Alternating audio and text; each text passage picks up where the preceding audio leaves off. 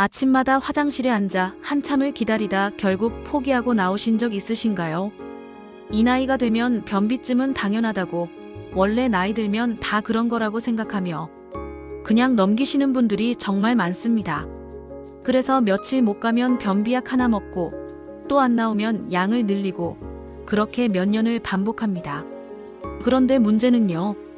변비를 그냥 불편함 정도로만 생각하고 넘기면 어느 순간부터는 단순히 배가 더부룩한 문제가 아니라 몸 전체가 달라지기 시작한다는 겁니다.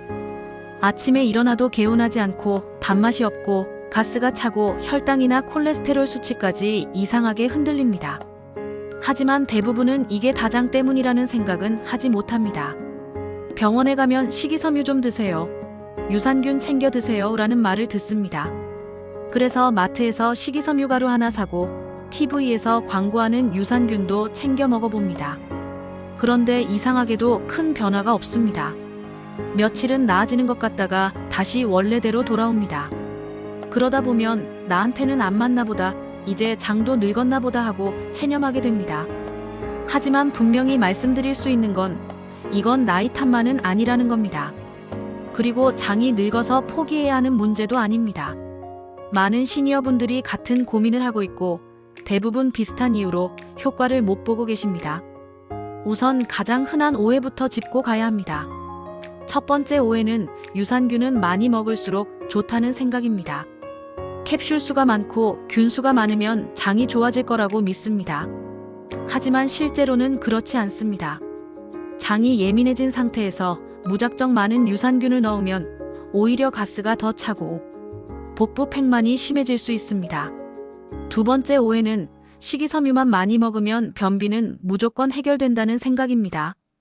그래서 고구마, 사과, 채소를 갑자기 많이 드시거나 식이섬유 보충제를 한꺼번에 늘립니다.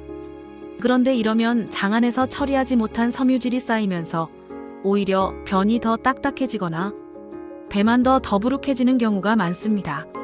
세 번째 오해는 변비는 장만의 문제라는 생각입니다.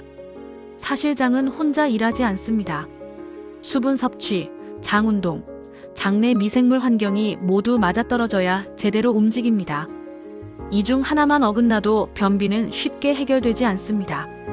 나이가 들수록 우리 몸에는 분명한 변화가 생깁니다. 장의 연동 운동이 예전보다 느려지고 근육량이 줄면서 배에 힘을 주는 능력도 약해집니다. 여기에 젊을 때보다 물을 적게 마시고 활동량도 줄어듭니다. 그러다 보니 예전에는 괜찮았던 식습관이 이제는 그대로 통하지 않는 겁니다. 여기서 중요한 전환점이 하나 있습니다. 바로 변이 나오게 하려는 노력에서 장이 움직이게 만드는 환경으로 생각을 바꿔야 한다는 점입니다. 이 차이를 아는 사람과 모르는 사람은 결과가 완전히 달라집니다. 장 건강의 핵심은 장내 미생물 환경입니다. 장 속에는 수많은 균이 살고 있는데 이 균들이 균형을 이루고 있어야 변이 부드럽게 만들어지고 자연스럽게 배출됩니다. 이 균형이 깨지면 아무리 힘을 줘도 아무리 약을 써도 근본적인 해결이 되지 않습니다. 그래서 첫 번째로 점검해야 할 것이 유산균 선택입니다. 시니어에게 중요한 건 균수가 많은 유산균이 아니라 장에 정착할 수 있는 유산균입니다. 특히 위산과 담즙을 통과해 살아남을 수 있는 균인지 한두 가지 균만 들어있는지 아니면 여러 균이 적절히 조합되어 있는지가 중요합니다. 변비가 심한 분들은 처음부터 강한 유산균을 쓰기보다 부드럽게 장을 적응시키는 제품이 오히려 도움이 되는 경우가 많습니다. 또 하나 중요한 점은 유산균을 먹는 타이밍입니다. 공복에 먹으면 무조건 좋다고 알고 계신 분들이 많지만 위가 예민한 시니어에게는 오히려 속이 불편해질 수 있습니다. 저녁 식사 후나 잠자기 전에 먹었을 때 장에서 더 편안하게 작용하는 경우도 많습니다.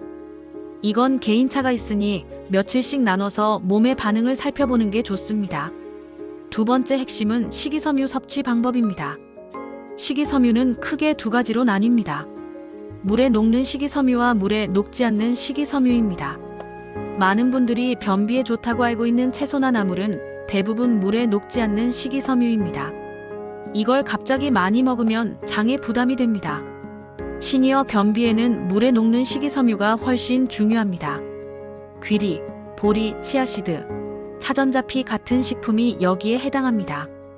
이 섬유질은 물을 만나면 젤처럼 부풀어 변을 부드럽게 만들어줍니다.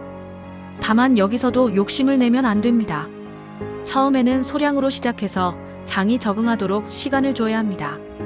그리고 식이섬유를 늘릴 때 반드시 함께 늘려야 하는 게 있습니다. 바로 물입니다. 식이섬유는 물이 없으면 오히려 변비를 악화시킵니다. 물을 많이 마시라는 말이 부담스러우면 아침에 일어나자마자 미지근한 물 한 컵, 식사 전후로 조금씩 나눠 마시는 것부터 시작해도 충분합니다. 여기서 많은 분들이 실패하는 이유가 하나 더 있습니다. 바로 며칠 해보고 포기한다는 점입니다. 장은 생각보다 변화에 시간이 걸립니다.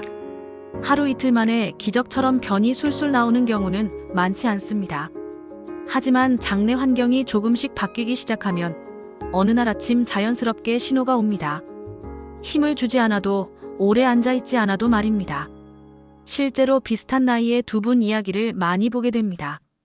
한 분은 몇 년째 변비약에 의존하고 있었고 다른 한 분은 식습관과 유산균을 천천히 조정했습니다.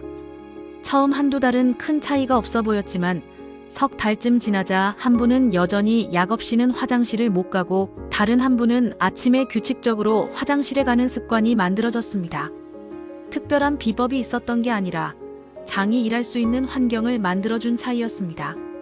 오늘 이야기의 핵심을 정리해 드리겠습니다. 변비는 나이 탓만의 문제가 아닙니다. 유산균은 많이가 아니라 맞는 것을 골라야 합니다. 식이섬유는 무작정 늘리는 게 아니라 종류와 양이 중요합니다. 그리고 무엇보다 장은 하루아침에 바뀌지 않습니다. 하지만 분명히 바뀔 수는 있습니다. 지금까지 방법이 잘 안 됐다면 그건 여러분의 몸이 나빠서가 아니라 방법이 맞지 않았을 가능성이 큽니다. 다음 영상에서는 많은 분들이 궁금해하시는 아침 공복에 하면 장이 확실히 달라지는 행동 3가지에 대해 자세히 이야기해 보겠습니다. 댓글로는 지금 가장 불편한 장 증상이 무엇인지 남겨주세요. 그 고민을 기준으로 다음 이야기를 이어가겠습니다.